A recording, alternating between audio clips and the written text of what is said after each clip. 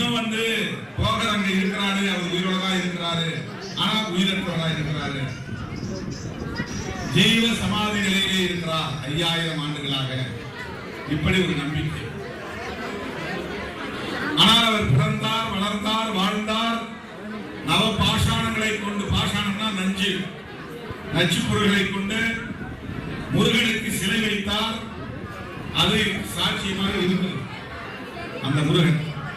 ஆகவே போகர் நடமாடிய இடம், புலிப்பாணி சித்தர் வாழ்ந்த இடம், அவருடைய வாரிசுகள் ஜீவசமாதியான இடம், அதனை பார்க்க வேண்டும். தமிழர்களில் நானும் ஒருவன் என்ற அந்த உணர்வோடு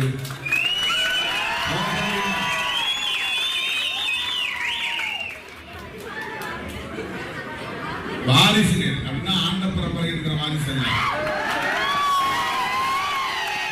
பரம்பரை இருக்கிற வாரிசு. அந்த உணர்வோடு இன்றைக்கு நான் 4 மணிக்கு எழுந்து முதல் பூஜை 5:30 மணிக்கு, அப்பதான் நீங்க சாமியை ஃப்ரீயா பார்க்க முடியும்ட்டாங்க. முதல் முறையாக அவரை மிக அருகிலே அமர்ந்து நான் அவரை பார்க்க, அவர் என்னை பார்க்க,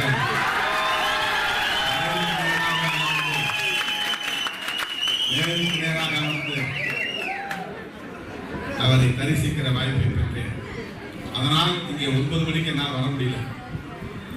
அவருக்கு பிச்சைமத்துக்கு ரொம்ப சந்தோஷம் தான். 9 மணிக்கே வரக்கூடாது, ஒரு 11 மணிக்கு தான் வரணும்னு எதிர்பார்த்தாங்க. 11 மணிக்கு வந்தாதான் சொந்தக்காரங்க எல்லாரும் சேருவாங்க. 9 மணிக்கு வந்துட்டா இவர் சீக்கிரம் முடிச்சுட்டு போயிடுவாரு, அது சரியா வராதுன்னு அவர் நினைச்சாரு. முருகன் அவருக்கு அருள் போயிட்டு இருக்கிறார், பழனி ஆண்டவர். ஆகவே இன்றைக்கு பழனி ஆண்டவரை தரிசிக்கிற வாய்ப்பு கிடைத்தது. அதை விட என் உயிரின் உயிரான விடுதலை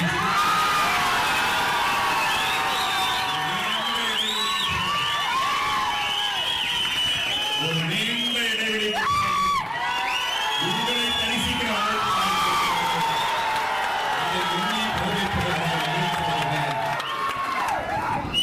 நாம் இந்த மண்ணின் மைந்தர்கள், பூர்வீக குடிகள்.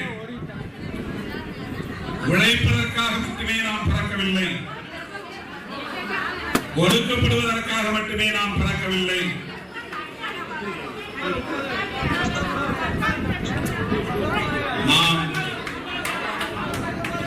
நாம் இந்த அரசியல் களத்திலே அதிகரித்து வைத்த போதே வைத்த முழக்கம்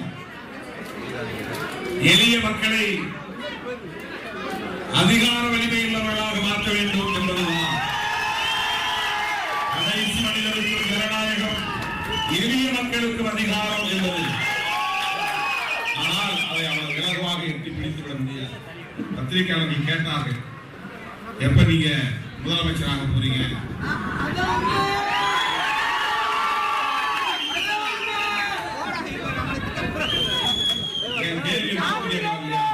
எப்ப நீங்க பிரதமராக போறீங்க?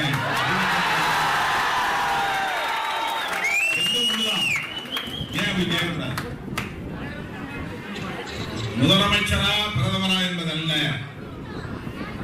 அடிமைகளாக ஒழுங்குகிற மக்களை ஆளும் சக்தி வேண்டும், அதிகார வலிமை உள்ளவர்களாக வலுப்பெற செய்ய வேண்டும், ஆட்சி அதிகார பீடத்தில் அமரக்கூடியவர்களாக வலுப்பெற வேண்டும். நான் 20 வருஷத்துக்கு முன்னால ஒரு பத்திரிகை பேட்டி கொடுத்தேன். நானும் முதலமைச்சர் கனவு கொண்டிருக்கிறேன், எனக்கும் முதலமைச்சர் பதவி உண்டு, கனவு உண்டு. அப்படின்னா நானே முதலமைச்சர் நாட்கள் போயிருப்பாருன்னு அர்த்தம் இல்லை. எளிய மக்களும் அதிகாரத்திற்கு வர வேண்டும்,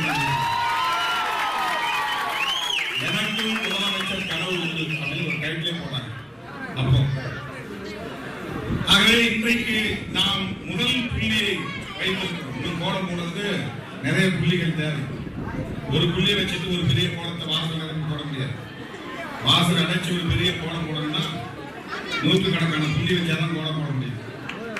ஒரு புள்ளியை வச்சுட்டு பெரிய கோலத்தை போட முடியாது. அதை போல அடியெடுத்து வைத்த உடனே ஆட்சியை கைப்பற்றி விட முடியாது. கட்சி தொடங்காமலே பல பேர் ஆட்சிக்கு வர ஆசைப்படுகிறார். அதுவே நாம் அங்குலம் அங்குலமாக வளர்ந்து வருகிறோம். தவிர்க்க முடியாத அரசியல் சக்தியாக வலுப்பெற்று வருகிறோம்.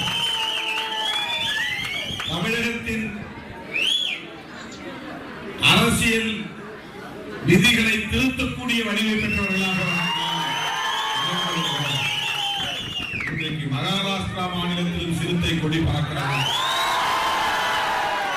கர்நாடகா, ஆந்திரா, கேரளா, தெலுங்கானா என்று தென்னிந்திய மாநிலங்கள் முழுவதிலும் சிறுத்தை கொடி பறக்கிறது. அப்படி ஒரு நம்பிக்கை நம் மீது மக்களுக்கு உருவாகி இருக்கிறது. அந்த நம்பிக்கையை தக்க வைக்கக்கூடிய வகையிலே நாம் நம்முடைய கட்சியின் கட்டமைப்பை வலுப்படுத்த வேண்டும். அதுக்குதான் இப்ப புதுசா ஒரு சட்டமன்ற தொகுதிக்கு ஒரு மாவட்ட செயலாளர் அறிவிச்சிருக்கோம். இந்தியாவிலேயே எந்த கட்சியும் இந்த முயற்சி இறங்கவில்லை.